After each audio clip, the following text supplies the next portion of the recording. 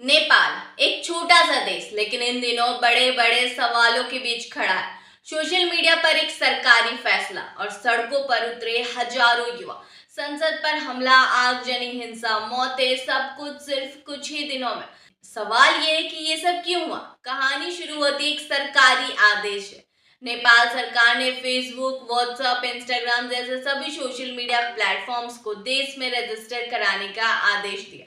सरकार का दावा था कि इससे देश के अंदर चल रही गलत सूचनाओं पर रोक लगेगी, लेकिन एक हफ्ते के अंदर ही सरकार ने इन सभी ऐप्स पर पूरी तरह बैन लगा दिया।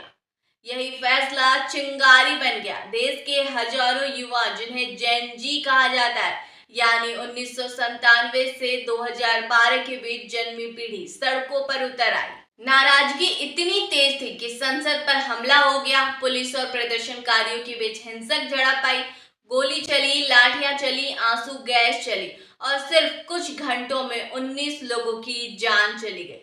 लेकिन असली बात यह है कि ये गुस्सा सिर्फ सोशल मीडिया बैन के कारण नहीं था। असल वजह कुछ और ही थी। कई सालों से जमा गुस्सा। नेपाल के लोगों को मन में भ्रष्टाचार, भाई भतीजा, बेरोजगारी और लगातार बदलती सरकारों के खिलाफ गुस्सा पनप रहा था। नेताओं के आलीशान घर, उनकी शान शौकत सोशल मीडिया पर वायरल होने लगे।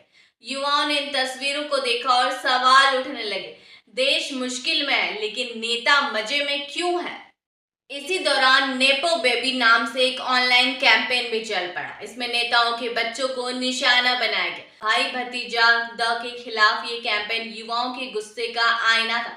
फिर आए घोटाले के खुलासे। साल 2021 में गिरी बंद भूमि स्वैप घोटाला 54,600 करोड़ का, 2023 में घोटाला 13,600 करोड़ रुपए का, 2024 में कॉरपोरेट घोटाला 69,600 करोड़ का। हर नया घोटाला लोगों के भरोसे पर एक और चोट कर रहा था। ऊपर से बेरोजगारी बढ़ रही थी। हर 10 में से एक युवा बेरोजगार। महंगाई भी बढ़ी। देश की 56% संपत्ति सिर्फ 20% के पास। राजनीतिक अस्थिरता ने आग में घी का काम किया। पिछले 5 साल में 3 बार सरकार बदली। जुलाई 2024 में केपी ओली की सरकार आई और उसके बाद भारत से दूरी, चीन से नजदीकी बढ़ी, सीमा विवाद को हवा दी गई। लोगों के मन में सवाल उठने लगे, क्या देश सही दिशा में जा रहा है। धीरे धीरे आवाजें उठने लगी, लोकतंत्र ने हमें क्या दिया। और इसी के साथ एक बार फिर राजशाही की मांग होने लगी, यानी लोगों का गुस्सा बहुत पहले से बन रहा था। सोशल मीडिया बैन बस वो आखिरी धक्का था जिसने पूरे सिस्टम को हिला दिया। लेकिन कहानी यही नहीं रुकती। प्रदर्शन के बीच एक ऐसी घटना हुई जिसने पूरे देश को हिला दिया। भीड़ ने देश के पूर्व प्रधानमंत्री झालानाथ खनाल के घर पर हमला कर दिया। उनके दल्लू स्थित घर को आग के हवाले कर दिया। इस आग में उनकी पत्नी राज्य लक्ष्मी चित्रकार फंस गई। वह बुरी तरह जल गई। उन्हें पहले नेपाली सेना के अस्पताल, फिर कीर्तिपुर बर्न अस्पताल ले जाया गया, लेकिन उन्हें बचाया नहीं जा सका।